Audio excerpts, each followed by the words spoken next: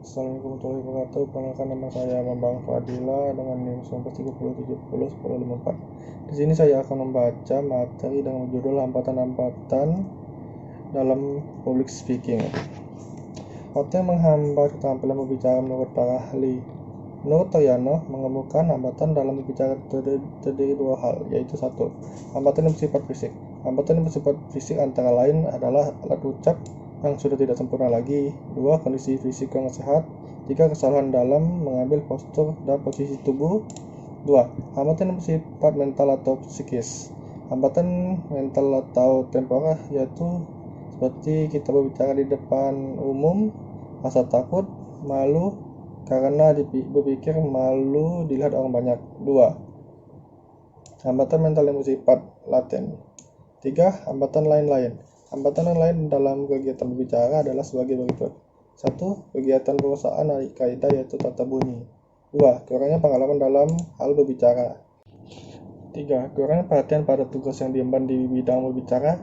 4. Kebiasaan yang kurang baik. Hambatan eksternal. Hambatan eksternal adalah hambatan yang datang dari luar pembicara, meliputi hambatan yang berpura-pura, hambatan yang berupa gerak, hambatan yang berupa cahaya, hambatan yang berupa jarak. Mengatasi ketakutan Anda berbicara di depan umum, inilah beberapa tips kecemasan berbicara di depan umum. 1. Pertama, berusaha memperpendek pidato.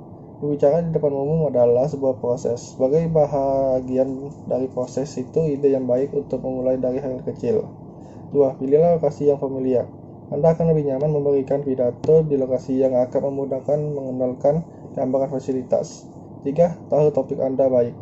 Sebaiknya Anda mengetahui topik yang akan dibicarakan, maka semakin kecil pula kemungkinan Anda akan terkejut ketika seorang anggota atau audiens mengajukan pertanyaan tak terduga. 4. Pilih topik yang Anda minati. Semangat mereka untuk topik yang diminati akan mengesampingkan rasa takut akan public speaking yang harusnya mereka miliki. 5. Atur bahan Anda. Jika Anda belum merencanakan presentasi dan tidak yakin dengan apa yang dikatakan, maka Anda memiliki alasan yang baik untuk menjadi gugup. 6. Manfaatkan dengan baik alat dan templates. Tampilan presentasi Anda mempengaruhi perasaan Anda. Jika Anda tahu presentasi Anda terlihat bagus, Anda cenderung lebih percaya diri. 7. Latih pidato Anda. Latihan membantu Anda untuk merasa siap dan juga melayani tujuan tambahan untuk membantu Anda terbiasa dengan materi Anda. 8. Gunakan alat bantu dan tambahan. Memastikan bahwa presentasi Anda tidak mengharuskan Anda berbicara banyak dapat dilakukan dengan memasukkan alat peraga yang menarik dan tambahan. Misalnya video yang menarik dan speaker dan lain-lain. 9. Menggunakan pembicaraan sendiri yang positif. Anda harus melakukan secara sadar untuk berupaya mengubah pola pikir Anda. Menyerang pikiran negatif adalah menyadari bahwa sebagian hal buruk yang Anda bayangkan tidak akan terjadi. 10. Pimpin diskusi. Memimpin diskusi mengurangi jumlah berbicara yang sebenarnya harus Anda lakukan. Mengetahui bahwa Anda tidak perlu banyak berbicara sendiri dapat mengurangi cemasan berbicara di depan umum. 11. Kesalahan pidato Anda tidak jelas bagi yang lain. Anda mungkin membayangkan bahwa setiap anggota audiens memilih jeda yang canggung, kehilangan poin, atau kesalahan kecil lainnya. Pendengar tidak akan memperhatikan jika Anda memproyeksikan rasa percaya diri saat memberikan pidato Anda. 12. Gelapkan ruangan. Jika gagasan memberikan pidato di depan umum langsung telah membuat Anda takut, Anda dapat meminta ruangan menjadi gelap sehingga Anda tidak dapat melihat siapapun yang saat Anda berbicara. 13. Punya tema yang hebat. Anda dapat mengetahui pembukaan Anda diterima dengan baik, dapat mengetahukan kepercayaan diri Anda. Jika Anda dapat melibatkan audiens di awal peluang bicara Anda lebih baik, Anda akan menahan mereka perhatian di seluruh proses pembicaraan Anda. 14. Ingat untuk bernapas. Tidak bernapas dengan baik saat Anda memberikan pidato publik dapat menciptakan lingkaran setan. Tidak bernapas dengan benar akan mempengaruhi cara suara Anda terdengar, tidak nyaman, dan tidak percaya diri. 15. Lihat yang lain berpidato. Anda dapat belajar dari teknik yang digunakan pembicara lain dan Anda juga dapat meyakinkan diri sendiri dengan memperhatikan bahwa bahkan pembicara pengalaman pun tidak sempurna dan membuat kesalahan. 16. Tuliskan yang positif dari Anda sebelum berbicara.